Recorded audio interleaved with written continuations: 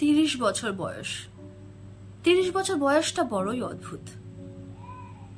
এই সময় হয়তো অনেকেরই বিয়ে হয়ে যায় 2-3 বছর মিনিমাম, হয়তো অনেকের আবার 2-3টা ছানাপোনাও হয়ে যায়।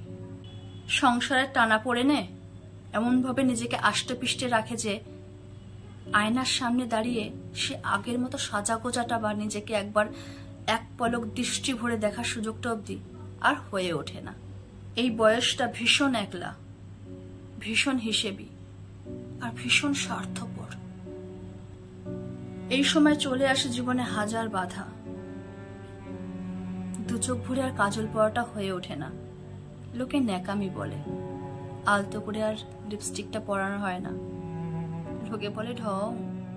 সাত করে আর পনিটপ করে চুলটাও বাঁধানো হয় না, বাড়ির বউ এবার কোন ধরনের চুলের বাঁধান। সামান্য যদি মুখে ফেস পাউডারও লাগাতে যাও তাও বলবে অত ঘষা মাজা প্রয়োজন নেই, বিয়ে তো হয়েই গেছে, 2 বাচ্চার মা। তবে কি জীবনটা শেষ? এই সবকিছু এড়িয়ে বছর 50-এর মতো বুদ্ধিমতী গৃহিণী হওয়াও যায় না। সবাই বলে এখনো সে সময় আসেনি। নিজেকে জ্যাঠামি প্রমাণ করানোর কোনো চেষ্টা করো না। সংসারের উপর তোমার বড়রা রয়েছে হাল ধরার জন্য। তোমার যেটুকু দায়িত্ব সেটুকু পালন করো, বেশি বুঝতে এসো। এই 30 বছর বয়সটা বড্ড অভিমানী। যত অভিযোগ তখন নিজের উপরেই আসে। কেন এই বিয়ে, কেন এই সংসার? কিসের মোহে পড়ে রাজি হয়েছিলাম? জীবনের সবকিছু হারিয়ে ফেললাম। না জীবনে প্রেম আছে, না ভালোবাসা, না কোনো সম্পর্ক। শুধু একটা জিনিস তখন মনে পড়ে, ত্যাগ।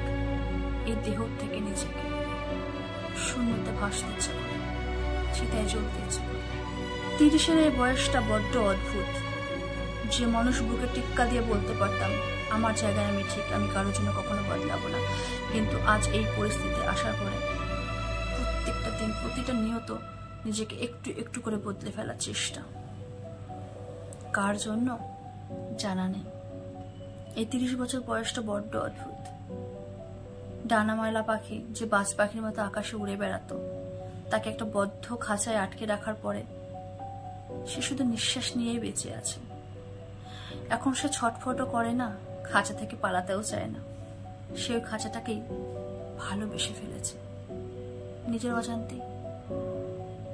শুধু প্রশ্ন একটাই, এই 30 বছর বয়সে এসে কি তোমরা সুখে আছো?